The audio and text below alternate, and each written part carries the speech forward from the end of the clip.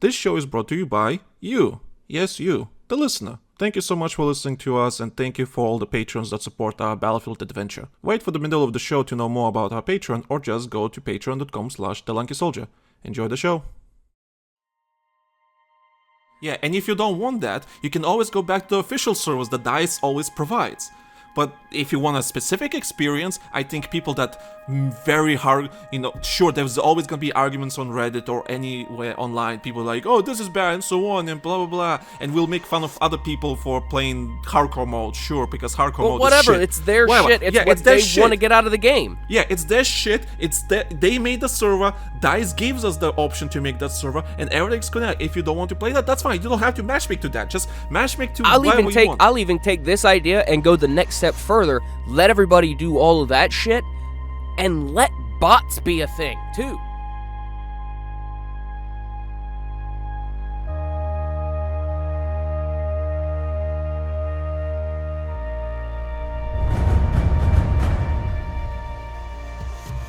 My fellow soldiers, my fellow veteran players, my fellow Battlefield players, my fellow Battlefield players, welcome to BattlefieldOne Podcast, the only Battlefield podcast that actually cares about this bloody franchise on Spotify. I'm not kidding you. There's no Battlefield podcast out there. We're the only ones. We're literally the only podcast that cares about Battlefield and actually is being consistent. So, my name is Tom, also known as the Lanky Soldier, and I'm being joined by our regular host, co-host, Florida man himself, Ray Edmunds. Hi. Wow. I'm happy guy. Why introduction? Why an introduction? How you doing there, Ray? You doing good? Okay? Yeah, no, surviving like everybody else here in this lovable world that we all live in. Oh, my pop filter is falling. That's a bad thing. Oh, great start of the podcast, I'm telling you. There we go. Right there. Perfect. Yeah, beautiful. Perfect. Okay. Well, we kind of been on a vacation for like the last 2 weeks, so we're getting back into the. I had to mention though, because for the last 2 months, we've been making 2 episodes a month, but I still said that the podcast is still a monthly thing. So we make a new episode every month. But there was a lot of things happening in the last 2 months with Battlefield 2042 being discontinued and all that kind of stuff, financial calls about tremendous live service. As you can listen to the previous episodes, there's a lot of things that happened. And yeah, there are a lot of things. Well, there are a lot of things happened, but it's still gonna be a monthly podcast. So if there's something more happening, yeah, we'll do more episodes. But at the moment, like I said before, it's still a monthly episode. It's still a monthly thing. So we're just gonna keep rolling with that, and we're gonna have some interesting discussions. Well, before we continue, of course, we do have time codes. We have Google Forms. Should I explain? Okay, I guess I don't have to explain to the listeners what time codes are. So if you want to listen to a particular part of the episode, want to listen to a specific topic, you can press on the time code that is in the description or on your video feed on YouTube or Spotify, so you can just find it. We also have a Google Forms document in the description, so you want to give us feedback, whatever it is on your mind, just click on that link in the description, tell us what's on your mind, and actually we're going to read one of the comments today from that Google Forms document, and my cat is on my document. Fantastic. Thank you, cat. So anyway, Google Forms document. So if you have any feedback to us, like negative, positive, insults, compliments, tell me what kind of sexy host we are, that's fine. You can use the Google Forms document and just tell us. I guess I understand not everyone has an email, not everyone has a social media account or whatever. So just use that Google Forms document in the description. Tell us what you think about the podcast, and we'll try to address it. And yeah, that's kind of it. So, of course, socials. We have socials. Follow us on social media and so on. Everything is in the description. But yeah, that's kind of it. So let's just go straight to the Battlefield stuff. Although I have to, should we talk about how's the podcast doing, just for shits and giggles? Try not. Yeah, well, I mean, we are growing on Spotify and everything, but I did notice a lot of people are now listening podcasts these days, and that's not just to us. I noticed my other podcast, Lockdown Player, where I talk about Call of Duty, is also don't have really great numbers. So I don't know if it's because Spotify changed something, or just people don't want to listen to podcasts that much anymore. It could also just be a lull season, too. I mean, there's not a whole hell of a lot going on, so there's not a whole lot of piqued interest other than just the hardcore. So, I mean, you have ebbs and flows. It happens. Yeah, that's true. I mean, we're still doing great on Spotify because, like I said, we're the only Battlefield podcast, and Battlefield is not doing great. So when you got the market cornered, yeah, Battlefield itself is not doing great in terms of search results and everything. So, but we're the only podcast that is still standing, still doing something. And I knew that's gonna happen, though. I like when I relaunched this podcast a year ago, I knew that's gonna happen. So that was kind of like the plan. Like Battlefield 2042 is gonna be announced. It's gonna discontinuing the support and everything. We knew that's coming. So I kind of knew that's gonna be coming. But hey, we built good foundation for the podcast, and everything is great in terms of viewership and listeners and everything. Sure, it's not as high as I want to be, of course, for obvious reasons. Subscribe to Patreon, of course, patreon.com/TheLankySoldier for early access and all extra goodies. But yeah, so if you enjoy the podcast, yeah, do subscribe to Patreon. Do help us out. You know, it does, you know, I understand you probably listen just for Battlefield only, but we have other stuff that we can offer while the Battlefield is taking a little break. And news will be coming soon. It's just like, well, Battlefield's coming next year. There's going to be leaks. There's going to be announcements. There's going to be something else. Discussions. So I figure by about August, October, we'll be buzzing hardcore on that again because more news will start coming out, and you know you get towards the end of the year, so you know they want to start talking. So we'll have more news. I mean, it's a lull season right now. Nothing's going on really. Just small stuff. Yep. But I did say that this podcast is not going to be focusing on news all the time. That was the idea, because we don't want to rely on them, producing content for us.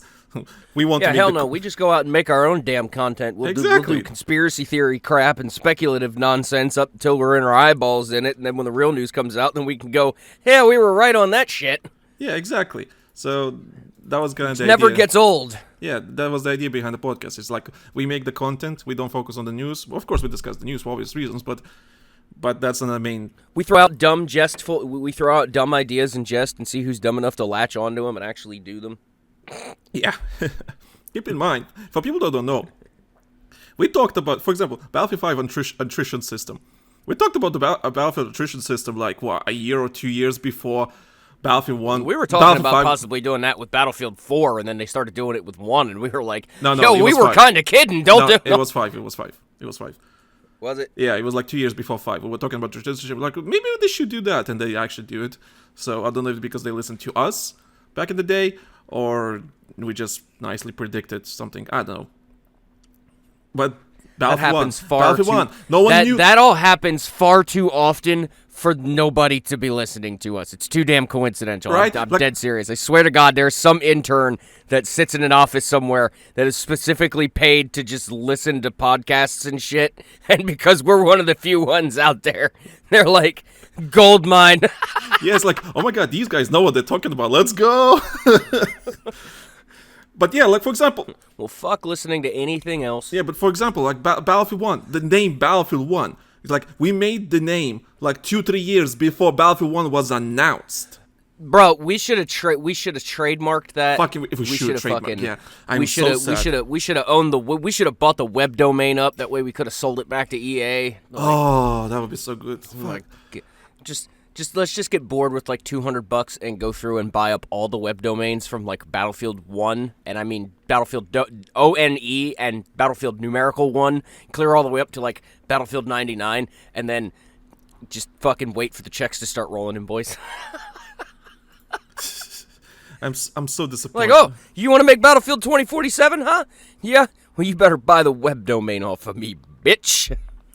It's like, who the hell's gonna name a game called Battlefield 1 after we had 3 and 4? Like, what are the chances? But here we are. But anyway, that still baffles me to this day. Yeah. All right, anyway, let's talk about Battlefield. Are you not dying there? We're all dying. Yeah, clearly you're dying there. It's part of the human condition. I can see that. or hear that. The problem is the last audition I did, I kind of like closed the booth up a little bit so it gets a little stuffy in here real quick. Oh yeah. So while we start getting rolling, I'm going to tie these back so I can actually breathe. Ah!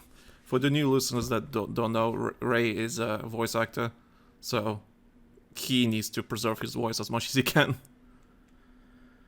So, okay. Let's talk about... Oh, also, before I continue, sorry about the background noise or anything, I can't control that. Living in London, it's like there's a car passing by, a truck, a plane, well, God knows, a murder happening just 5 meters away from here, I don't know. So, please ignore that. Some random dude on the M screaming at the top of his lungs. Yeah, please ignore the screams and everything, or someone's dying, it's just... You fucking wankers, move it! Also, England is playing today, so please ignore that. Anyway, so... Let's talk about news, some throwaway news. Then nothing important, but some interesting discussions, I guess. So I'll just throw this away. So news: there's a free skin that you can get for a jet for National Day of Sweden. Redeem it until 25th of June. Battlefield 2042. Have fun. Okay, next news thing. There's a Sharknado Easter egg that was discovered in the game. It's basically Battlefield 2042 Tornado, but with sharks flying. You know, Sharknado, like that stupid. How many movies they have? Like 50. I get it. Yeah, joke. That's a joke. Ha. Anyway. That's a reference to a thing. Anyway, there's a Sharknado tornado. Well, there's a Sharknado. I won't say Sharknado tornado. There's a Sharknado tornado. Yeah, there's a tornado made of sharks in the game. Okay, that's an Easter egg to the fucking Sharknado movies. Cool, that's it. That's one of those things that the more you say it out loud, the dumber it sounds, and it just doesn't get any better. No, it doesn't. Anyway, Easter eggs. I really don't care about Easter eggs these days. They were cool back in the day, like in Battlefield 4, maybe Battlefield 1 days. But as time went on, Easter eggs just became such a stupid thing in my eyes. Such a waste of time, but hey, if I don't know. I kind of like it because it's kind of like it's. I mean, I don't see it as like a waste. I don't see it as a waste of time as long as it's like there's something substance to it. You know what I mean? Like the Easter eggs for I guess. Final Stand back in the day. Those were kind of cool because like not only were there Easter eggs, but you know there were things that led to something else and a whole bigger thing. Nowadays, it's just like. Haha, like, we did the thing. Everybody laugh. Everybody giggle. Memes. Ha ha ha ha. Oh, you mean like a reference? Oh, you mean like a reference to something as an Easter egg? Yeah. Okay. It's like haha. We know the reference. We see. We're cool. We're cool kids. We did the thing. You know what I mean? That's kind of what it feels like nowadays. I mean, it's like, I you know, when I did mods, I used to be notorious for doing Easter eggs and stuff like that, and like my texture files and model files and stuff like that. So it's like it's a very fun thing in order to do as a developer, somebody that's like, you know, you're creating something, but at the same time, like it's got to have substance. It can't just be, you know, haha, that's a thing I did. Everybody laugh and a quick giggle out of it, and then you know we move on with our day, and it's completely forgotten about. Like I've got Easter eggs in some of my ship models that are like still talked about to this day because like they're thought out, you know. So that's the difference to me between like something that's, you know, thought out and just something that's just done to just say, yeah, we did it. I you know, go back to the thoughtfulness stuff, guys. Don't just do the thing to just do the thing. I mean, God. I mean, look at Bethesda. Bethesda does Easter eggs very well. I mean, in spite of all the crap that Bethesda doesn't do well, Bethesda does Easter eggs really fucking good. I mean, let's just, you know, give credit where credit's due. Those guys are fucking kings when it comes to Easter eggs and stuff. So, like, if you're going to do that type of stuff, go the Bethesda route, okay? You know, make it charming and laughable and something where you're just like, you have a legitimate ha-ha moment and not a ha-ha. You know what I mean? Yeah, I think the point is that I am not a fan of Easter eggs because you have to do so many multiple steps now, solve a puzzle and everything just to get, some sort of visual show or something like that. Yeah, and I kind of blame Final Stand for that, too, because Final Stand kind of, like... that should have been like a pinnacle of it and not an example of what it should have been going forward, because there's been so many, you know, in a lot of the games there's been so many like attempts to like recreate that.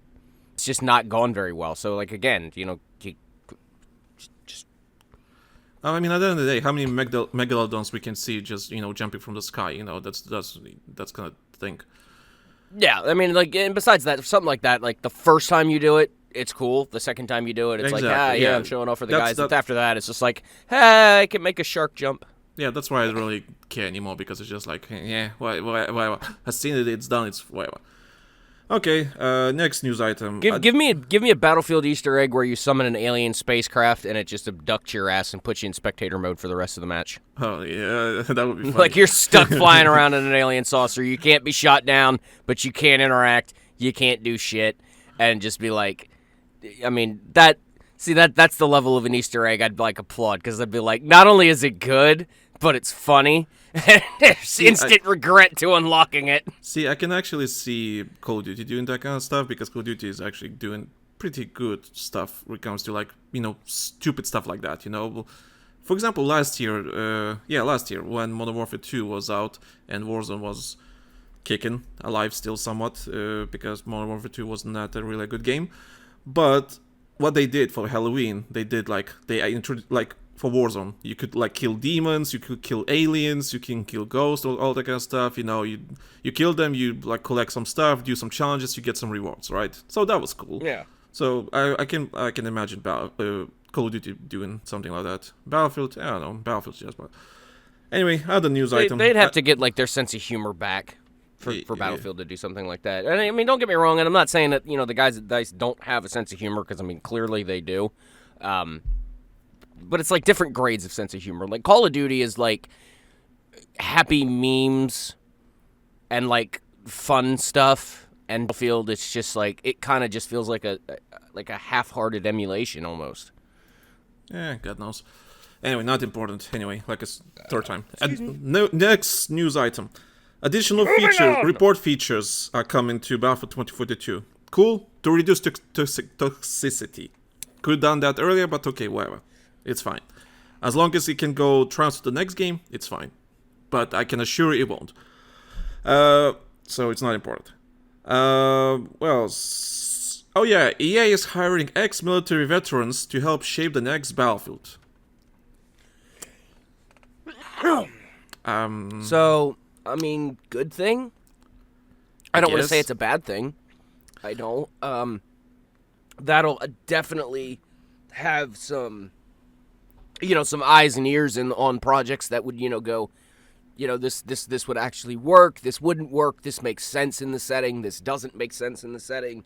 I kind of like the idea, because in all honesty, one of the things that kind of made, like, Battlefield 4 and Battlefield 1 so great, like, we remember hearing the stories about, like, how crazily detailed they were, adamant about getting all the details and everything, especially for, like, those historical weapons and the equipment and stuff. So, yeah, I see this as a good thing, really. I mean, I don't see how this could be, like, a net negative. Plus, it's hiring vets in. You know, they're still being capable of using their experience and their knowledge base in order to help out. Even if they're as you know, especially if they're combat veterans and stuff like that. So yeah, I could see this as a good thing. I mean, yeah, I applaud it. I honestly don't care, because it doesn't matter. It just doesn't matter. I mean, as long as they're not going into, like, milsim shit, because we've been down that road before. Also, wait, I need to find the original thing. So, originally, it came from Ripple Effects Studios, if I remember correctly. Let's see. It originally came from them. Okay, so it doesn't... okay. Okay, so I just found it. So it doesn't say what position they're taking. It doesn't say what they're working at DICE, or not DICE, Rebel FX Studios and so on. So a studio based in LA and so on. And it's apparently, they hire them through hiring our heroes. So I guess it's like a foundation that helps veterans or service people to get jobs outside the military when they, like, quit the military or something like that. So I guess it's a foundation. And this was a piece, nothing more, just like, hey, we're hiring anyone that is good enough to work on video games, right? You know, military, whatever, it just happened to be, these people happen to be military. Cool. I don't think it's a really big deal that people decide to take this. Like, there was news articles and everything, like, EA is hiring ex-military people to work on the next Battlefield. These are just normal people that want a job. You know, I don't think it's anything deep. And because they're military, and America is very, freedom, fuck yeah, and so on, and they're very... Hey, we love our troops. Yeah, exactly. We love our troops and everything, so come work for us. You know, we're making some military games, and you have experience. Let's make something amazing. And they're just hiring people with skills for whatever position they're playing. I don't think it's just that deep as people think. Oh, it's not like they're advisors. They're just normal people that want a job. You know? I think I look at it. This is how I look at it. If they're bringing them on in order to, advise on things and sure, like technical advisors and stuff, yeah, cool. If it's just going to be what I like to refer to as feel-good hiring, then no. Where you're just going to put them on and put them in like menial positions where they have no value or input on anything. I would feel like that's a waste. So, don't hire these guys on and just make them fucking janitors. I mean, they've got... You guys make military shooters, and you're bringing people in who are former military. If you don't use that knowledge base to your advantage, in my honest opinion, what the hell did you even hire them for? Again, that's just a feel-good hire. Why would you do that? Don't do that. Okay, don't squander it. Don't do it. Don't. I finally opened the article where this is all started. So it's on EA website with Ripple Effect Studios, and the title of that article literally says this: Hiring Our Heroes, How EA is Helping ex-military transition to civilian life. This is nothing. This is not news. This is just normal life stuff. And people think it like, oh, they're advising EA how to make military games. These are just... So this is something that they've been doing for exactly, a minute this is now, just and normal just people. Somebody grabbed a hold of the article and was like, hey! It's because Battlefield news are so fucking dry right now. A nice, simple story from an employer saying, hey, listen, anyone can work here. We're implying civil, people that served in the military to work on our games. That's cool, right? Yeah. And everyone's like, oh my god, next Battlefield is gonna have... Okay, anyway, chill. It's just a normal y'all thing. connect dots that don't exist. Stop it. It's just a normal story of people getting jobs, and that's cool. That's it. That's fine. That's great. I'm happy for these people. And I like that. I mean, like I said, exactly. If you hire them on, you use them for their skills, and you don't just hire them on to just do menial janitorial shit or shit that they're not, they're not comfortable with. It doesn't matter. Again, it's just people looking for jobs. That's it. It's just fun. And EA want to say, just have a nice PR article. That's it. That's fine. Anyway, okay, next story. The next story. EA shutting down Battlefield 3, Battlefield 4, and Hardline servers on PlayStation 3 and Xbox 360. Servers on... That's it. That's your story. That's the story, yeah. I'm kind of surprised this hasn't already happened yet. But at the same time, I mean, even on PC, Battlefield 3 and Battlefield 4 are still going pretty well. I mean, Hardline is dead. Don't even bother downloading Hardline. I'm sorry, Danny. It's the truth. Hardline's dead. Although... Because, I mean, I tried playing it a couple of weeks back, and I was like, there's like 3 fucking servers running on the entire PC. Were you okay? Why? Why? I was very bored. What? So you rather play Hardline, you rather install 50 gigs of Hardline than play COD with me. Dude, I was bored, alright? I mowed through the campaign real quick, went, oh, haha, this was a thing, this was fun. Let's try multiplayer real quick. Oh, multiplayer's dead. Alright, uninstall. Jesus Christ. Anyway, okay, It was a one-day adventure! Clearly wasted day. Anyway. Yeah, I was that bored. What do you want? Okay, so NPC, PS4, and Xbox One are still not mentioned in the article anyway, but I have a feeling it's coming in. And I don't think it's going to be. I don't think there'll be anytime soon. I think it might be till like about maybe this time next year. That's what I'm saying. Next down on that side. I'm saying next year it's probably going to be. They're going to announce that PS4 and Xbox One shutting down. I'm guessing PC. You can't really shut down PC. Because you can rent the server. No, right? because those are still running on Pro Comp or Pro. Yeah, so you technically don't need EA's anything. You can just rent the server on yourself, right?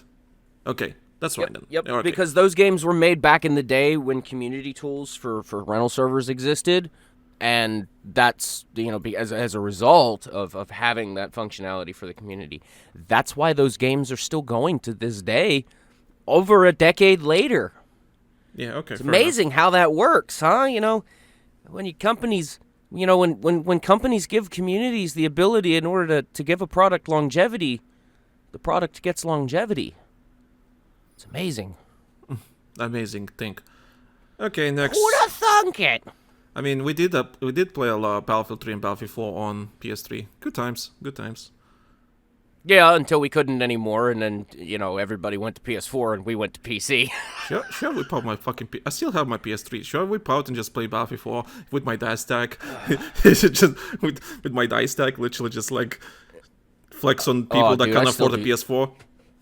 I still do that once in a while, even on PC. I'll run around with the dice tags out and forget that I actually still have them on and wonder why everybody's trying very hard to stab me. Yeah, that golden dice tag.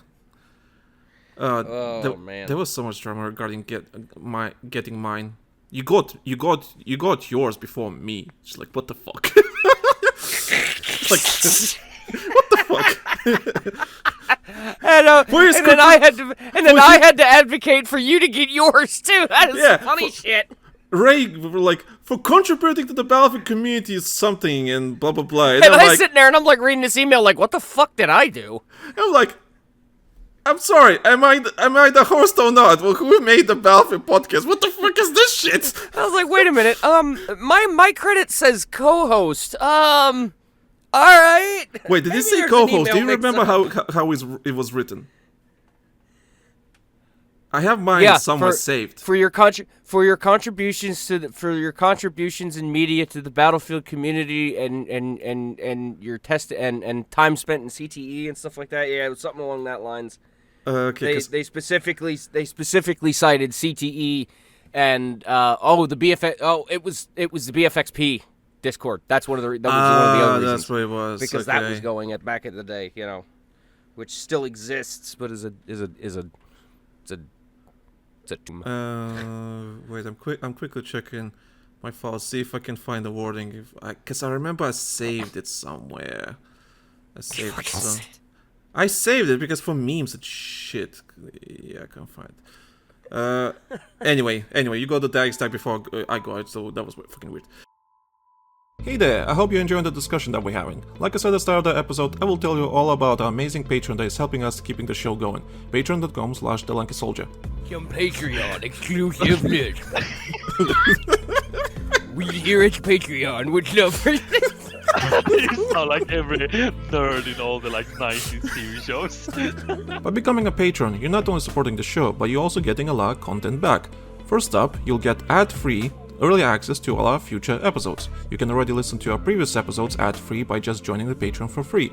That's right, no more waiting, no more interruptions, just pure, unfiltered Battlefield content straight to your ears before anyone else gets to hear it. But of course, that's not all. We're also giving you a behind-the-scenes look at what goes into making Battlefield 1 podcast and other shows we make, from planning sessions to recording mishaps, and everything in between. You'll get an insider's perspective on how we bring each episode to life. And the reason why I'm saying I'm sorry. Yeah, it's your fault. It's all my fault. It's all your fucking fault, Ray. How did you ruin the whole show? We need to cancel it again. Just gotta fucking can it for another 8 months again. Just appear out of nowhere with we need to cancel it again. Colors. Ray, what the fuck did you do? And for those of you craving even more content, we got you covered with extra videos that you won't find anywhere on my main channel.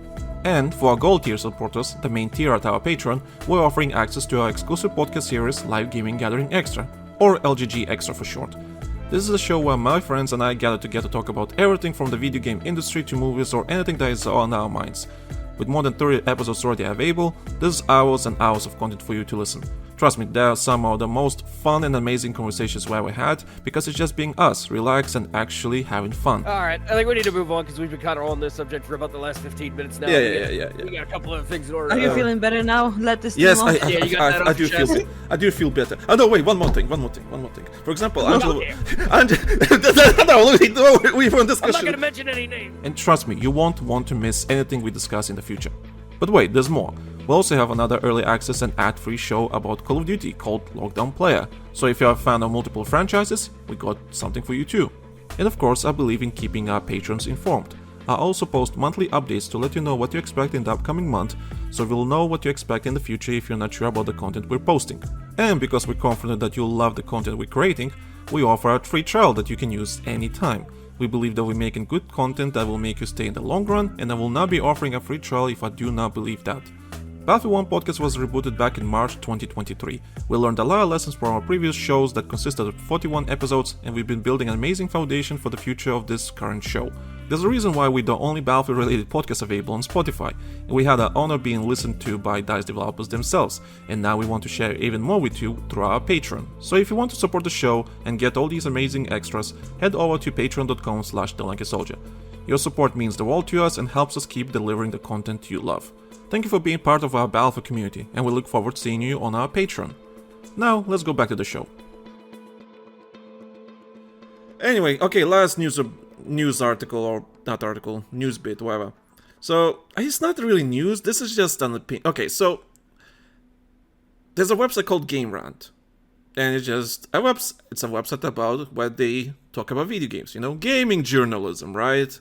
That is not a joke these days. Apparently, they must rant about games. Yeah, must be that. Yeah, so go figure.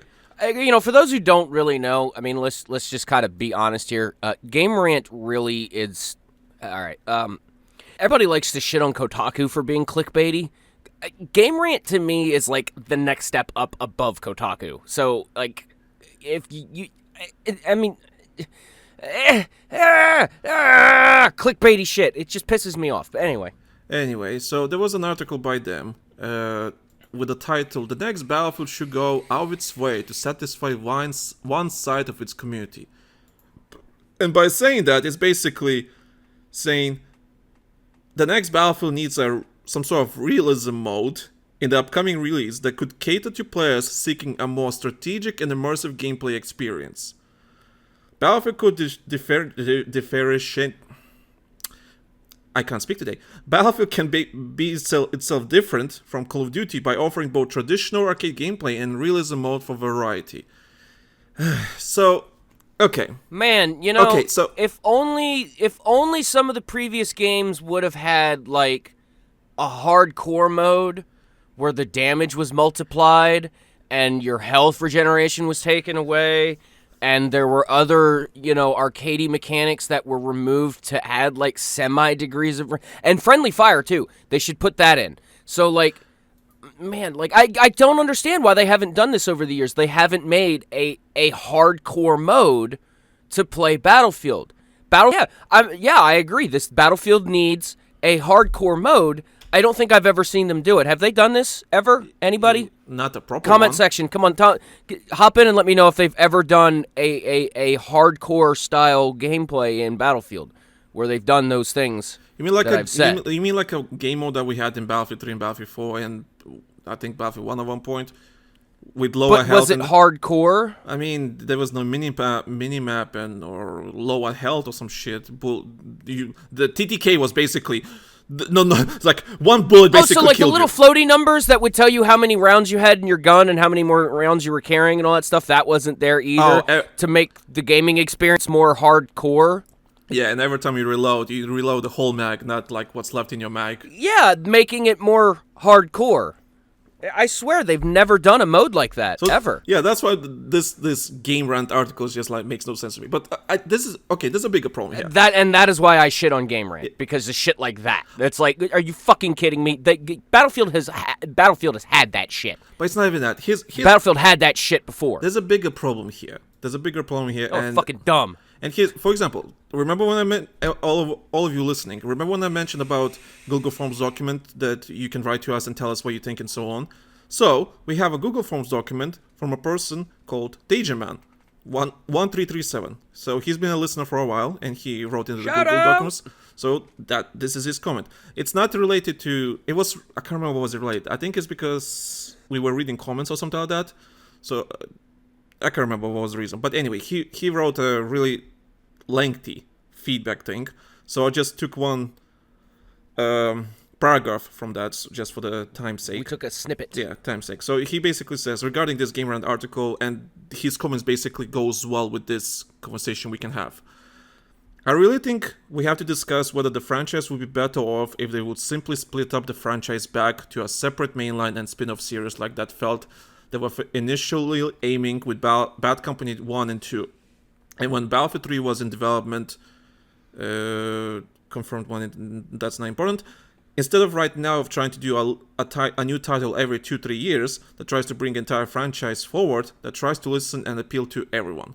So basically what he's saying is, instead of focusing on one title and try to make everyone happy, why not split the franchise, into separate, like subsects. yeah, like okay. Call of Duty Modern Warfare, Call of Duty Black Ops. Here you go. All right. Okay. So, for instance, like we have examples of that already having happened. Battlefield 4, Battlefield Hardline, and you could even argue Battlefield 1 in a sense would be kind of a bit of a split off because Battlefield 1 kind of fell back a little bit more into like realism. They still had its arcadey shit, but if you think about it, take those 3 games. Right there, you have Battlefield 4, which you could consider the main because it followed a prime timeline, quote unquote. And then you have Hardline, which spun off, took and did a completely different not a completely different art style, but a completely different setting, et cetera, et cetera. And it was its own. It could have been its own thing easily. It kind of was, and I argued back in the day that it should have just been its own thing. But even if I just fall back on that argument and say, okay, we leave the Battlefield, title slapped onto it, it's still, viewed as a spinoff of the series. And then you have Battlefield 1, which fell back more into the historical shooters and stuff like that. So yeah, I mean, it's already happened technically. I think what he's getting at is having it so, like, you've got one title that is more arcadey and more aloof as far as things go. More, Battlefield 3, Battlefield 4 akin. Where you could get away with goofy, crazy shit and have fun and, random stuff and et cetera, et cetera. And then have something that's a little bit more grounded and a little bit more, based in reality, like what would be considered, Battlefield 1 with tank attrition and things that would lean it more into milsim, more hardcore ballistics and stuff like that. The problem I see with that is it would split talent up too much and possibly spread a development team too thin in order to be able to maintain it. I'm not saying it's a bad idea. I like the idea. I just don't see how it would work on the logistics side. Now, like maybe, Ripple Effect would do, one game and you'd have DICE Sweden that would do the other one. I mean, maybe that would work, but those 2 teams usually work in tandem. So, again, that kind of like undercuts it and says, and goes back to like, spreading the talent out too thin. What I would say the concession would be is what they've kind of been trying to do with like Portal, where you have the base game that has all of these parameters that a player is able to set up and do. Everybody can have the base game. Everybody can be a part of it. But, if you want to have a hardcore server that has more, more quote-unquote hardcore settings, like no minimap, no HUD, full mag reload, stuff like that, you give the players the ability to set those parameters when they set up a rental server. So, and which is, again, something that we've always had, or we used to have. That was one thing that made, rental servers so appealing with Battlefield 4 was the amount of control that the community had over the frickin' game. You could literally ban guns. If you spawned in with a banned gun, you could be killed. That changes the experience. That you can have that. The developers just have to give the players those options and give the players that ability. And I agree with what he's saying, or what they're saying. I like it. But I feel like for us to get that back, the developers would have to give us the option in order to be able to make those games again. Actually, you know what? I was talking about comparative Battlefield this time around, but this might be the main topic, actually. Now we're talking about it. Now I'm thinking, fuck me, we can talk about this forever. So actually, you know what? Let's focus on that. So change of topic in the middle of the podcast. Let's focus on this. Okay, so... Professionalism. But when there's a good discussion happening, so might as well. So my problem is with... I don't know if it started with Battlefield 1. I don't know where it started.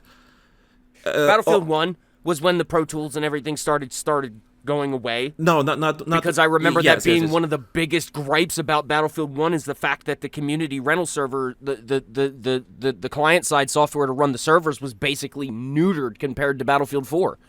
I mean, Battlefield 4, you could do so much stuff. And I thought that I that's one of the reasons why I always said that BF4 was always one of like the best quote unquote base games they ever made, because it was like the pinnacle of server customization. It was the pinnacle of everything for this franchise, and we've just done nothing but stray away from it. So I don't know why pisses me off majority of the time when it started with Battlefield 1 when people start, those historical junkies. Oh, it's not historical accurate. Oh, this game is not it's not historically accurate with the guns, the locations, or whatever. Even though that was not the case, Nobody was running around with fully automatic assault rifles back then. Okay, well, we get it, but that's what makes it a video game. Okay, now I'm thinking of it. Maybe it didn't start with Battlefield 1. Maybe they were in Battlefield 3 and Battlefield 4. These people, right?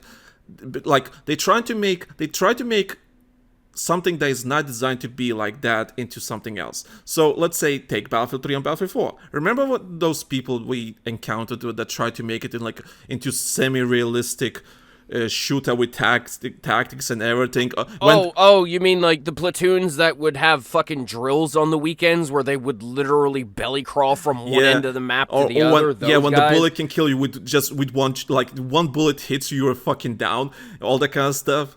And it doesn't matter what gun it comes from. I mean, yeah. It's like I don't really have a huge problem with those people because at the same time, I mean, while I see some of their gameplay styles to be like extreme, like you're gonna make somebody belly crawl from one end of the map to the other. It's not. It's not even that. It's just the fact that you're trying to take something like arcade and everything. You're trying to make it into somewhat realistic. And it's not only happening in Battlefield. This is the same thing happening in Call of Duty. Some people pushing for ideas in Call of Duty is like they can't play normal multiplayer because bullets take ages to kill or whatever. I'll play hardcore. I think what it is it's. I don't think it's just American military veterans that are crying that. And it's not only American. No. It's not only that. Not an American military veteran. I am, however, familiar with firearms. Well, you tell me you didn't serve in the military in the Corps? You're not a veteran? How dare you? No, they wouldn't have me. How dare you? My ear's too fucked up. Anyway, that being said, I think what it is a lot of people that have expectations for how firearms are supposed to behave. Because there are people out there who have legitimately shot some of these firearms before. And when they go to pick it up into a video game, especially one that claims to be a quote-unquote military shooter, even if it's said in jest and supposed to be meant as an arcadey military shooter, though it's never really actually denoted that, there are people who expect to pick up an M16 and should behave a general way. Like, if they're going to say that they pride themselves on accuracy, then in my eyes, and I agree with these people on that, the guns should behave similarly to how I would expect it to behave if I pick it up in real life and fire it. An M9 pistol should behave and fire in a video game that prides itself on accuracy roughly about the same as what an M9 Beretta does in real life. And I remember hearing all this. I remember these arguments all the time back in Battlefield 4 when CTE was the thing, because a lot of these guys that were actual shooters were coming in and saying, the drop off isn't right for this gun, because of this, and this, and they would present legitimate arguments as to why some things needed to change. So I see that side of the coin, and I respect that side of the coin because of the fact that, again, if you're going to say we pride ourselves on accuracy, especially when it comes to the guns, then it needs to be, it doesn't need to just be visually accurate. It should be, performatively accurate. So when it comes to that, I agree. Ballistics, DPR, fire rates, shit like that, yes, those discussions need to keep going when it comes to that. When it comes to just about everything else, like healing and teamwork and mechanics and stuff like that, no, the realism kind of needs to back off a little bit, because when you get too far into realism with those mechanics, then the game becomes something else. If we're going to make Arma, then let's fucking make Arma. If we're going to make Battlefield, then let's make Battlefield. That's the point I'm getting at. Battlefield is an arcadey military shooter that has aspects of realism to it. Arma is a military shooter that is a literal military simulator. See the line between the two, and let's keep that distinct. I think the problem is because, for example, we have a friend, Atari. His name is his gamer tag is Atari. He plays Call of Duty with us, and he always complains that the bullets take so long to kill and everything. I prefer this mode where like people die instantly and so on. And I'm just thinking, but why are you like I told him, you can play any other game that offers exactly the things you ask for. And the people that ask for these kind of features, to make it realistic or whatever the case may be. They always ask for these features, but they never play the games that offer those features. What about, what's it called, that game, Insurgency? Insurgency exists. I think it's a nice middle ground of arcadey, but somewhat realistic, and I think Insurgency exists, and I think it's a perfect blend. I don't know why try to, demand and force all these realistic mechanics on a game that is not designed to be like that in the first place. Why you play these games and don't play other games? That's why I don't get. There's other games that literally offer that. Well, probably the idea is like that those other games are dead. But why they're dead? Well, because, for example, Squad is not dead. There's a game called Squad on Steam, and it's a semi-realistic shooter made by Project Reality people. It's a semi-realistic shooter. It's kind of inspired with Battlefield, capture flags and everything, but it's a realistic game. You can, everything's on a semi-realistic setting, and the way the game works, and the vehicles and everything, you die from one bullet and so on, there's healing and so on. Why don't you play those games? Maybe the idea is, like I said, those games are dead in their eyes. No one plays them. And people play Call of Duty and Battlefield, so maybe they're thinking, if I can force it on Battlefield or Call of Duty, maybe more people will play it. I guess, I don't know what's the thinking here. But going back on, for example, how Dangerman said that splitting off the franchise into one, let's say, one realistic, and one is more arcadey, a la Modern Warfare, a la Black Ops. I don't think that's a good idea for Battlefield. Mostly because sales-wise, it's gonna be okay, so it's gonna create a even more divide. It's this Battlefield is better. Bad Company 3, let's say. The next game is Bad Company 3. Bad Company 3 is better than Battlefield 7. Why? Because Battlefield 7 is more realistic, but Bad Company 3 is more arcadey. And people will discuss which one is better and so on, and there's going to be more problems in the long run. You're going to have that discourse, yeah. It's going to be the Arma versus Battlefield argument all over again. The only difference being is it's all going to be in-house. And that's why I say it's better to just make a base game that allows the player to have those settings. You're not divvying up the player base completely. If you think about it, you still have those Battlefield players that would be able to play the regular base game if they so wanted to, or they had friends that wanted to play and they wanted to squad up and play it, and not necessarily their friends want to play the hardcore mode. And those people that just specifically play the hardcore mode, it's always been a thing. And I don't understand why that had to be removed, because as far as I know, does 2042 have a hardcore mode? Yeah, you can make one. You can make a hardcore mode? Yeah, there's people made it World War II shooters in Battlefield 2042. Okay, so it's still fucking going on to this day. Why do they feel the need in order to bring this up that it needs to be divvied up? Just don't divvy your sales base up. Because what's going to happen is exactly like what you said. Corporate's going to look at the sales between the two games and go, well, one's a complete disaster compared to the other. And the one that's going to sell the best is the one that's going to be more akin to what the franchise is always expected to be. Yeah. So again, just make the good base game, but give everybody those options in order. Give everybody those options. Give people the options in order to have friendly fire on and off. Have the HUD be turned on and off. Leave that shit alone. Don't fucking break it up. You're gonna take it. They're gonna split the sales base up, and then they're gonna make the franchise look like it's performing worse. That's stupid. Here's, for example, I was reading the Digimon paragraphs again. Well, here's one that struck me really well. I feel right now EA will have to have very crazy and stupid commercial expectations for the next Battlefield because of Zampella will somehow use this magic of getting to where fun is. Mentality, meaning that Battlefield 2025, next year's Battlefield, will probably be some run and gun region held slop with some class that poorly suits. So except people have brought into the main comparative. Oh my god. Okay, it's a long hop. So basically, he gave an example about Modern Warfare 2, Modern Warfare 3, and now Black Ops 6. That they're all different from each other, and he's right. There's a we have a real life example when a franchise gets a different type of game every year. Call of Duty is a perfect example.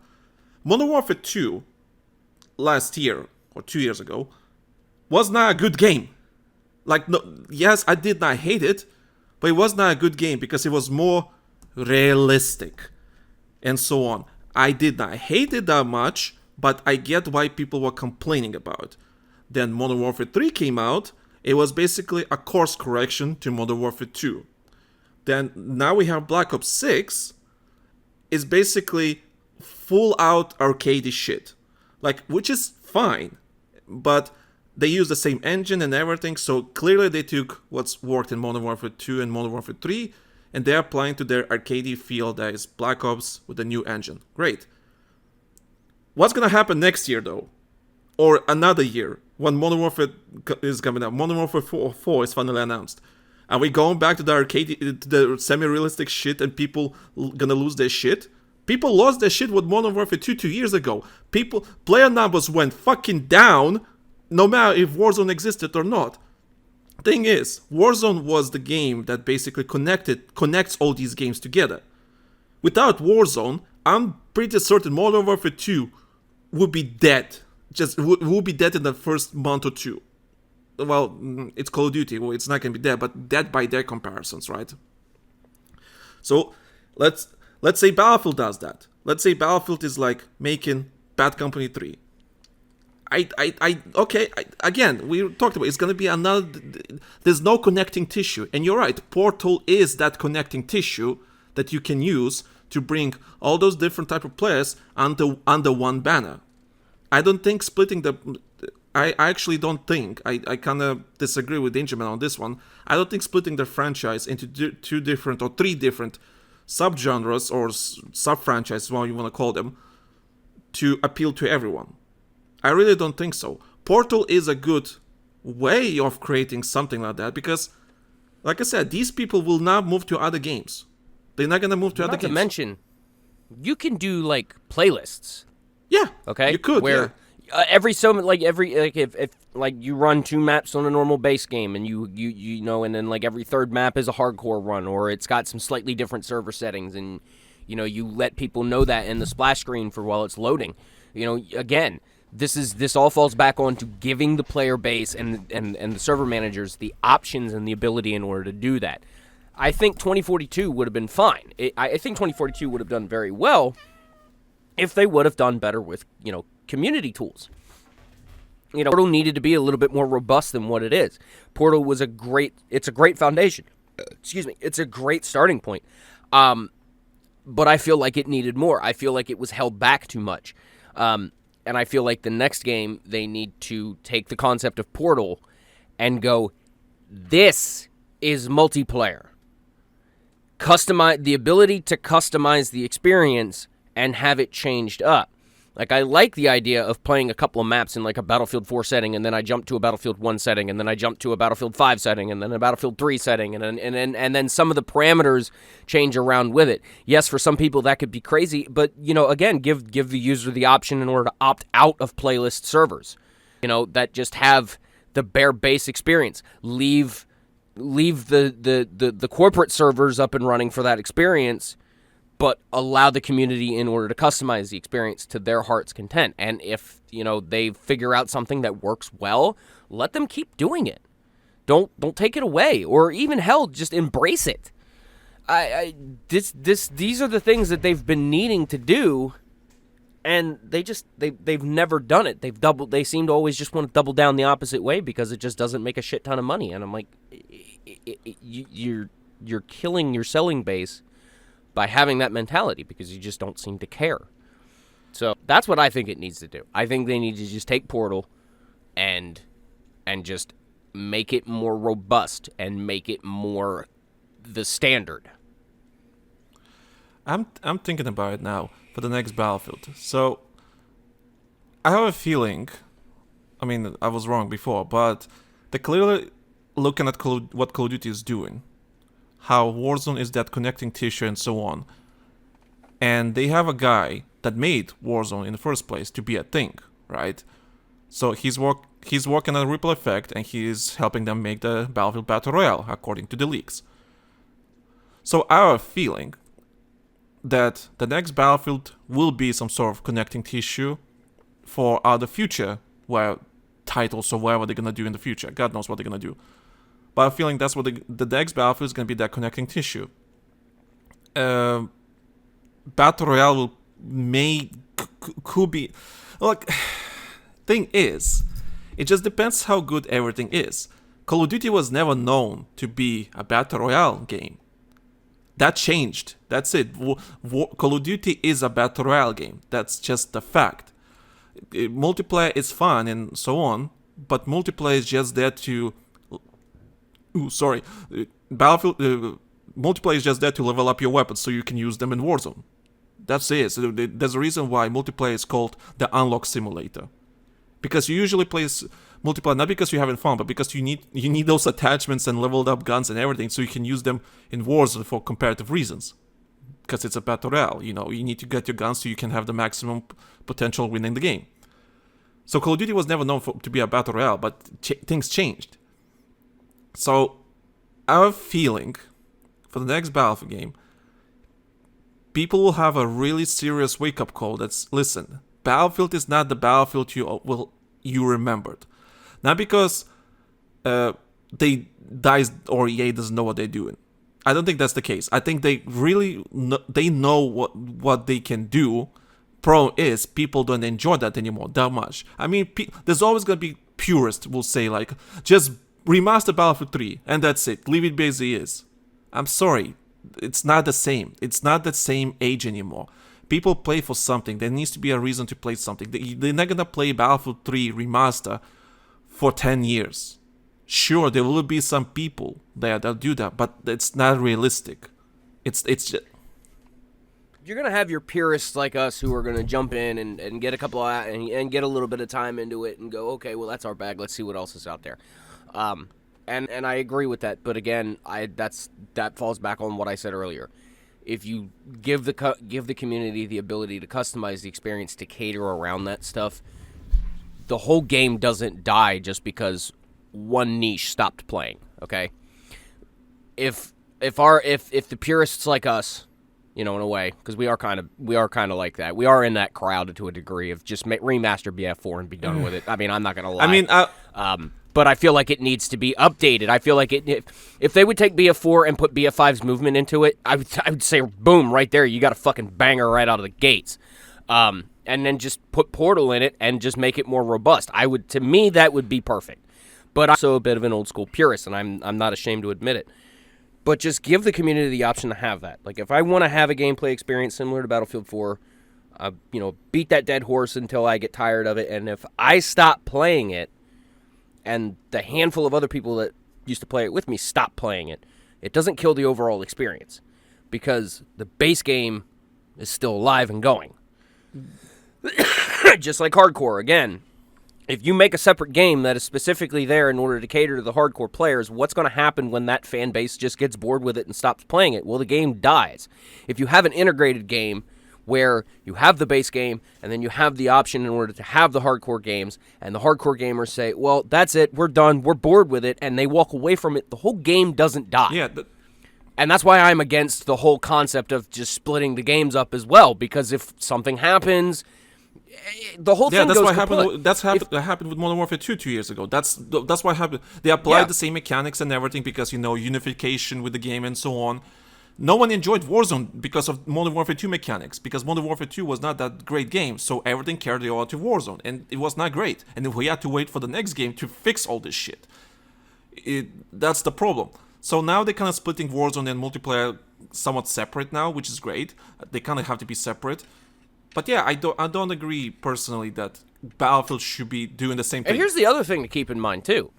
The amount of time that they expect us to sink into their products these days. Yeah. Okay? Think about this. The amount of time that we're expected in order to sink into this shit in order to get through all the content. Now, I know anybody who sits there and makes games is going to go, well, you're not intended to get everything. But at the same time, you kind of are. It's there. It's a goal to hit. I want to try and hit it. That's what I play video games for. So I just I forget where the fuck I was going with this. I just wish they would stop trying to divvy everything up into niches. It's just bad all around. They know what the community needs. They know what needs to be done. I think that's, as far as the developers go, what I think it is at the end of the day is I think it's corporate and I think it's management that's just doing nothing but spreadsheet decision making, and they're not actually paying attention to shit like this, like what we're saying, what we're talking about. Like, they're not paying attention to that shit. The developers, I guarantee they are to a degree, because they have to have their ear to the ground. They have to know. But I just don't think management is. I don't think management has finally caught on to the fact that if you make one good thing in this industry, you can get longevity to it. You can continue money off of it. You can have growth off of it. It's just got to be done right. And I think as far as Battlefield franchise has gone, they've spent too much time chasing fads. Yeah, and I agree trying about to that, play the market. Yeah, I agree about the fads. Yeah, looking inward at the franchise and saying what worked, what needs to be made more robust to make it better because it works, and what do we need to do in order to continue to keep the franchise's identity the way that it's been, and not whatever the market wants at that specific point in time when the game starts getting made. That's what I'm thinking about the next Battlefield game. So I have, like we said, they're not dumb. EA and developers or DICE and so Triple Effect, whatever, people working on these games, they're not dumb. They know what's happening. You know what? We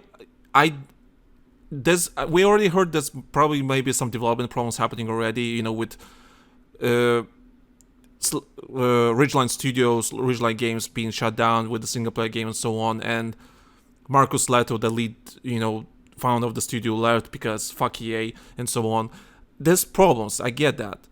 But I think even the people that do have some power in the Battlefield franchise right now, I think they realize that yes, Battlefield needs to shift to the modern times, but still somewhat remain Battlefield in its own way. I think, like I said, the next Battlefield game will be that connecting tissue for the future, because doesn't mean the game is going to be good, doesn't mean it's going to be fantastic or whatever, or I don't know that, we don't know that, but I think when it comes to the identity, I think it's going to nail it. I think it's going to nail the idea behind it. Doesn't mean it's going to be a great game and so on. Yes, Battle Royale is coming, multiplayer and so on, 64 players multiplayer is coming and so on. Yeah, that's fine. People gonna argue Battlefield needs a Battle Royale. I don't think it needs a Battle Royale, but it needs something. So I think it's gonna be that connecting tissue. I don't think any Battle Royale. I don't think it does. What I think it needs, it needs the more competitive side of it. And again, they need to give us the ability to set up servers and run servers in order to run in-house competitive networks again.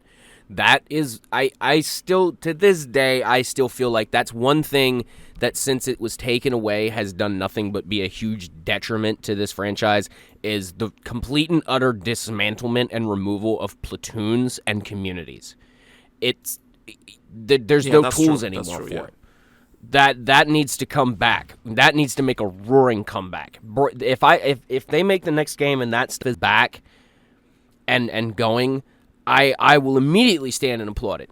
So, but the other thing I wanted to say is if they're going to do this, if this is going to work for them to do everything that we've said that they need to do, the other thing that they need to do is they need to play this like it's a long game. They need to build it like it's a long game. They need to play the finances and everything like it's a long game, because the community is very intrepid. It is very not intrepid.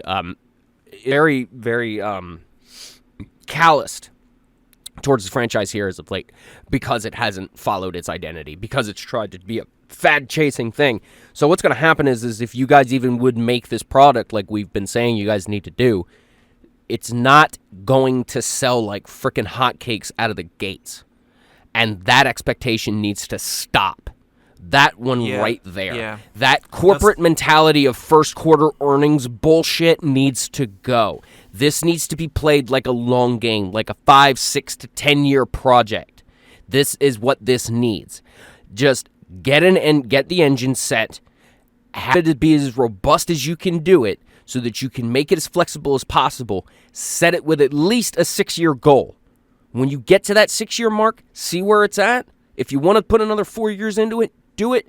But it is so damned possible to do everything that we've said and do it across damn near do it damn near across the decade. We've got a whole new generation of hardware coming out, whole new generation of operating systems that's hitting for the PC market because everybody's going to get forced to upgrade here real soon. Everybody, I don't give a fuck who you are.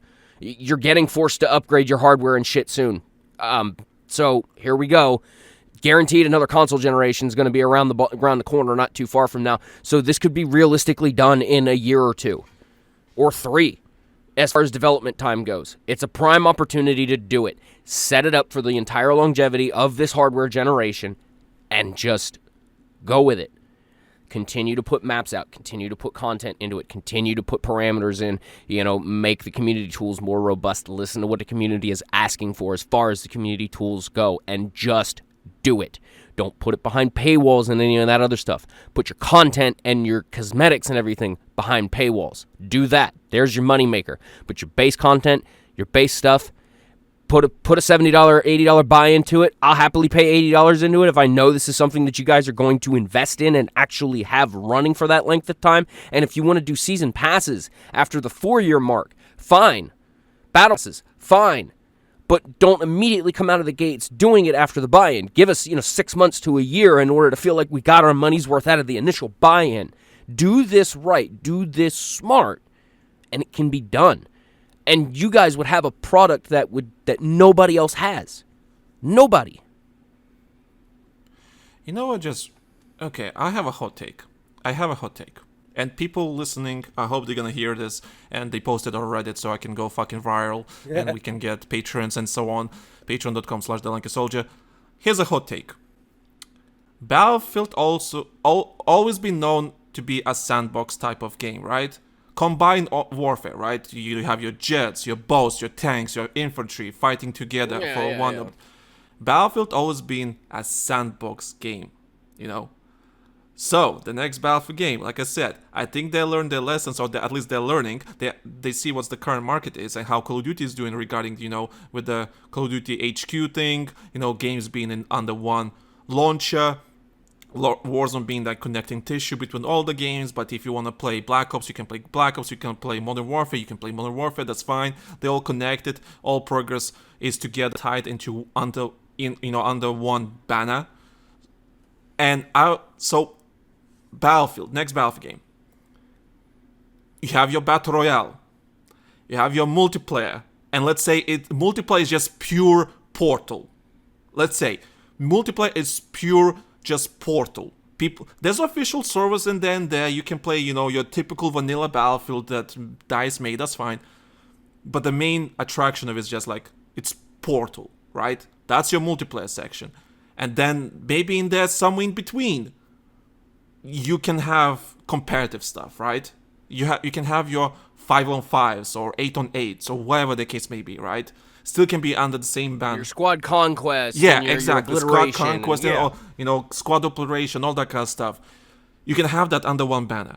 And you can still say this is Battlefield. You can still say this is a Battlefield game because you have a Battle Royale. You have a multiplayer, Conquest, whatever. Then you have small scale like 5-on-5 operation or something like that.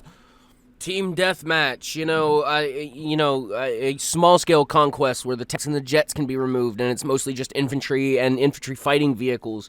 Yeah, again, give the community those options. And it's still Battlefield. It's still a sandbox Battlefield game because the idea of being a sandbox, you can make anything you want. So imagine you have your Battle Royale that is free to everyone to play, and then you have your paid version, which is the multiplayer version, and you can basically make any Battlefield you want. You want to make World War II Battlefield or hardcore mode or whatever, that's fine. As long as the tools are there and they're easily connected to the main game, that it's not a chore to make these kind of servers and people can play. If you want to be a sadistic motherfucker that just has everybody running around with bolt actions and it's one-shot kill and that's the only thing that you're allowing everybody to do, and you take the mini-map away and everything else and it just becomes a game of hide and seek, fucking do it, whatever. Yeah, and if you don't... Let us have ball fights again. Yeah, and if you don't want that, you can always go back to the official servers that DICE always provides. But if you want a specific experience, I think people that very hard, sure, there's always going to be arguments on Reddit or anywhere online. People like, oh, this is bad and so on and blah, blah, blah. And we'll make fun of other people for playing hardcore mode, sure, because hardcore mode whatever, is shit. it's their shit. It's what they want to get out of the game. Yeah, it's their shit. They made the server. DICE gives us the option to make that server, and everything's connected. If you don't want to play that, that's fine. You don't have to matchmake to that. Just matchmake to whatever you want. I'll even take this idea and go the next step further. Let everybody do all of that shit, and let bots be a thing, too. Because if it's an idea that somebody wants to play and it's not necessarily that popular, all right, fine, whatever. Just let me at least have the ability to have that experience with bots. Like, if I want to set up, like, a King of the Hill thing, where I'm bored and I just want to, break out an M240 and just shoot shit, all right? I can set up a flag point on the map that this is where the bots need to get to for me to quote-unquote lose, and I just...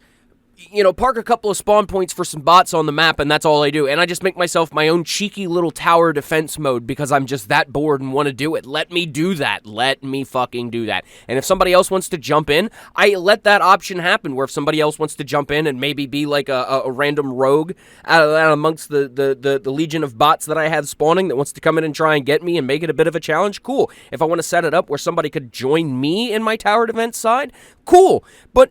let me have that ability. Let me have that option. Let me do that. You technically can in Portal right now. It's not maybe like King of the Hill because they're still limited in some case, but you technically can. Technically, you can do that already. But if I want to set it up where I could have I spawn in I set up a conquest map, and it's basically I've got to go from point to point to point to point and clear the flags out and claim them. I should be able to set that up and do that. Yeah, that would be me taking an experience, a gameplay style that I like, espionage and stealth gameplay to a slight degree, and making my own Battlefield experience out of it. Yeah, I wish we could do that. That would be great for the franchise. You can, but it's just limited in certain tools like the HUD or whatever. That's the problem. But technically, you can. So apply this thing that you have in Portal, improve it, apply it to the multiplayer for the next game. And just let people go ham on it, as long as you have the vanilla typical servers. But let us have our spectator mode back. Let us do let us do community content. Let us do videos and stuff again. That's free advertisement for you guys. Like, the games that people can make videos in and shit, that makes other people get interested in it, because it's like, oh, I can not only play this game, but I can be creative in it as well. I can make videos and make content. I mean, one of the reasons, look at how many people got drawn into Halo all of a sudden because of Red vs. Blue. It's a very entertaining show. There were probably people out there who had heard of the show, never even heard of Halo, watched a couple episodes of it, and were like, oh shit, I want to play this game now. And now they're playing Halo. Same thing with Battlefield. You can't tell me that some of the cinematic videos and some of the cinematics and shit that came out during Battlefield 4 and Battlefield 3 didn't help bring people into the freaking game. It just baffles me that they've taken that away from the community, and if they were going to take it away and they were going to do something of their own nature with it and do their own cinematic stuff with it, then fine. Where the fuck is all of that? But again, give that back to the community. Give that back to the content creators and stuff. We really need it. I feel like that too is just, it's a soul of that has always been of the franchise that needs to come back. Yeah, I agree. I literally let agree. us tell stories. Let us have fun. Let it be the sandbox it always was meant to be.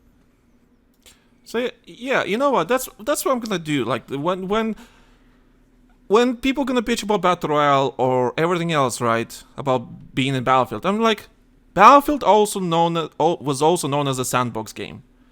This is a sandbox. If someone wants to play a Battle Royale and they made a Battle Royale, that's fine. It still can be a Battlefield battle royale. That is not like Yeah. any other battle royale. And if you don't want that, you can always play normal Battlefield experience that they're offering in the paid version. I see And that's no always problem. been a thing with the franchise. Carrier Assault. Carrier Assault came out. I loved Carrier Assault. Not everybody did. I Yeah. can still get on Battlefield 4 to this day and play some Carrier Assault. Carrier Granted, Assault, it probably won't be very popular. It won't be very populated. I might be playing by myself. But, you know, I mean, it's there at least. Yeah. it's there. Yeah, it's there. But yeah, that's what I think is about the next Battlefield game. I think they learned their lessons. I think that it's going to be a connecting tissue for the next 5 years. I regardless if the game is good or bad, I think they will nail at least the aesthetics, the idea behind it. At least doesn't mean it's going to be a good game. Doesn't mean it's not gonna have some shitty ass mechanics that we all hate or whatever. Doesn't necessarily mean the launch is going to be butter smooth. Yeah, because doesn't it mean the never launch is gonna be is. butter smooth. But when it comes to just idea behind it, I think the next game will nail it. I think they're gonna nail that. I don't think it's gonna be. Yeah, you're gonna have your cosmetics and everything and weird and so on. That's fine. They're gonna go somewhat realistic at first, then they're gonna go crazy as time goes on. It's fine. You know what? I don't care. Give me ridiculous cosmetics. That's fine. It's fine. As long as it makes sense in that Battlefield universe they're making, as long as it makes in that game, even if it's goofy, that's fine. As long as it makes sense, it's fine. At the end of the day, it's still a sandbox game. And here it gets even better, okay? All right? This is wild. I just had this idea. If you want to take that idea and even want to do, like, say, the silly corporate media tie-ins, you know, what's stopping them from having a partnership with Bethesda for a little bit and, you know, making 2 or 3 maps I that think they are will. inspired in cosmetics around, like, Halo or Skyrim or something like that? They will, because they will. Other games were already doing it. Even Apex had a collab, and that's the EA. Battlefield will have some collabs. That's happening. I'm sorry. I would applaud that as long as it's tasteful and within like genre. You know what I mean? Yeah, Like, yeah. I'd be cool with that. It's coming. Or you know they'd Collabs partner are with coming, yeah. you know Konami and do some Metal Gear shit within Battlefield. I'd be cool with that. All right. You know, or even, and this is going to be even crazier. And I know some people are probably going to have some shit to say about this. You know, hey Disney, mind if we do a little bit of Star Wars? You know what? You know what? And you just throw out 4 maps where it's You already basically have just the assets. Battlefield. It's just Star Wars skinned Battlefield, You and off already you have go. the assets. Battlefront is there. You have the files. You have the files under the same engine. You have it. You can. But just make it so that you can't have fucking Darth Vader running around with an M16 in the base game No, it's gonna because be I like don't want that shit. It's gonna be like Stormtroopers or Clone Troopers, whatever, but like maybe semi-realistic, you know, maybe a helmet or an arm or something like that. I can see that happening, actually.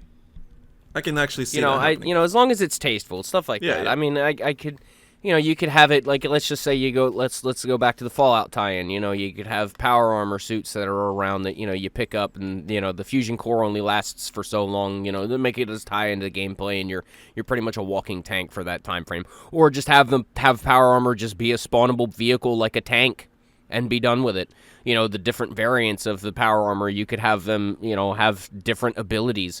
You know, the T-60 with a jetpack, you know, has the ability in order to fly around a little bit and be able to shoot from above because vertibirds aren't the best in the world.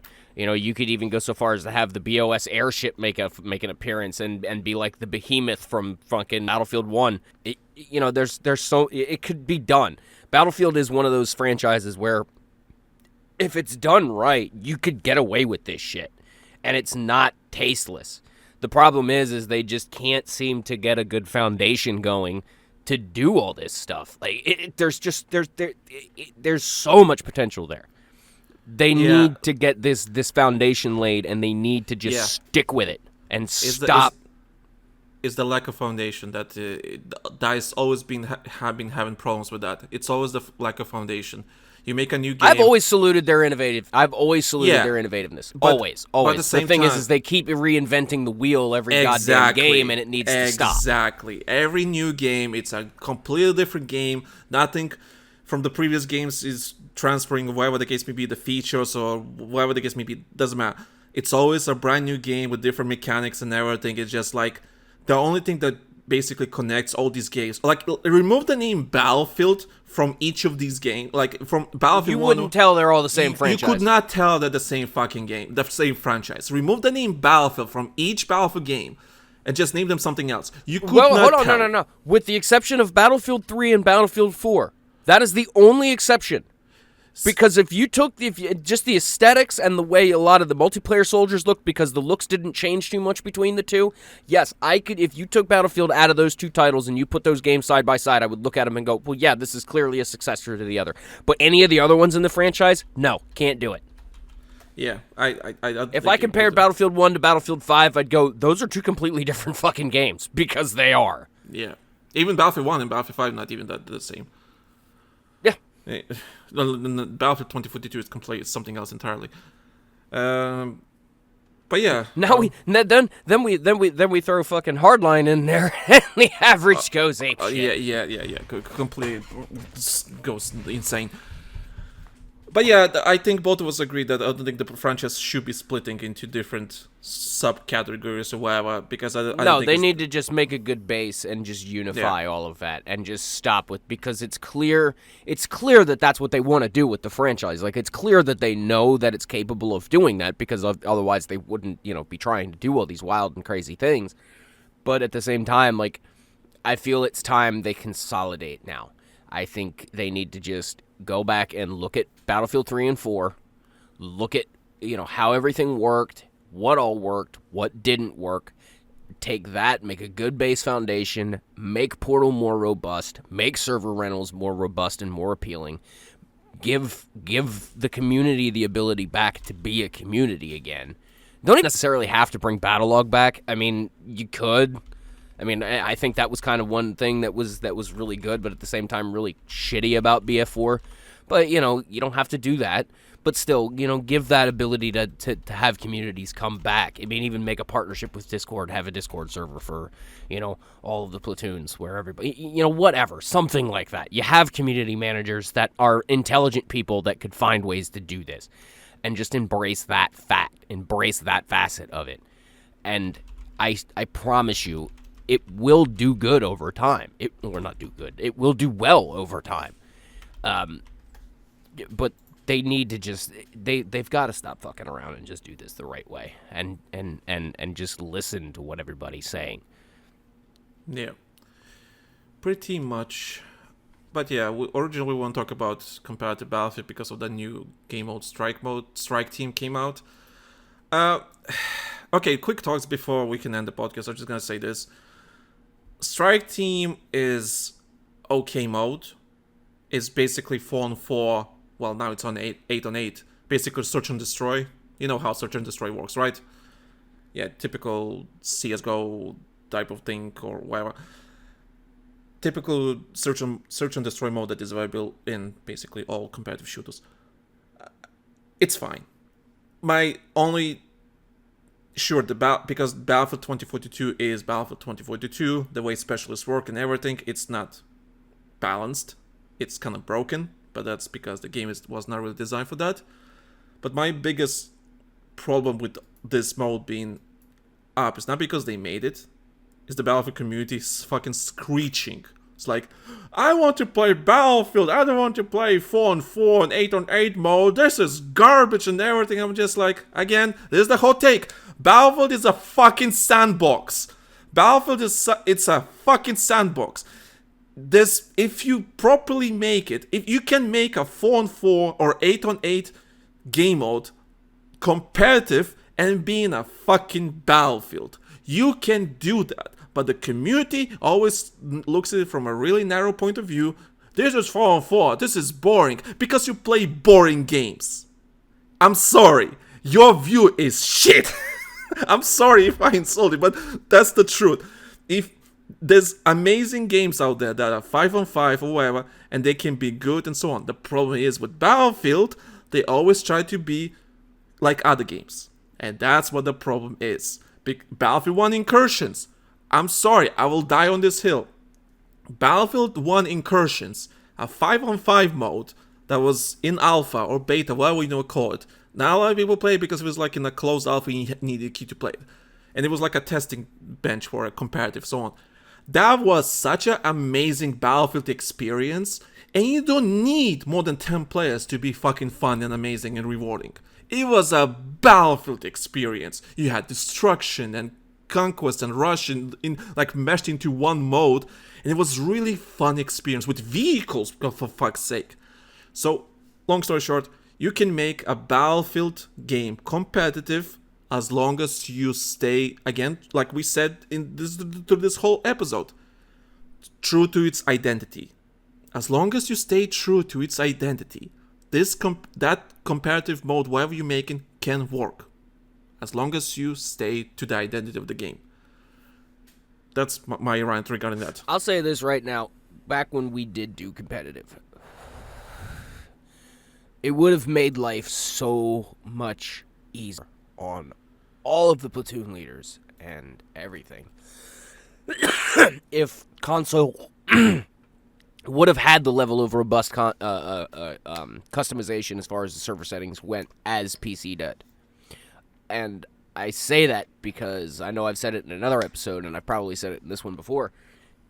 You know, you could set a game up so that if somebody spawns with improper equipment or something that's banned, they're insta-killed. Insta-death. Instant. And no, in Call of Duty, you can't even spawn with that. Yeah. I mean, give us that ability again. If we would have been able to do that with console, I mean, the competitive scene would have been so much easier to just simply manage. Because that was one big thing back then when we were trying to set matches up with competitive on comp is agreeing on what equipment was allowed to be used, and not only having to deal with people being accused of using it, but burdens of proof. If we would have had the ability to simply just have the game set up to say, no, you can't spawn with that, God, like the ease of running competitive matches would have become so much more appealing to other people. Because I think that's one of the reasons why it did as well as it did, but didn't go any further when we were doing it. It's just because of how much of a pain in the ass it was to do everything. Yeah. When PC started getting real big, you know, the options were there, but the competitive scene, like what you and I had set up and going, wasn't.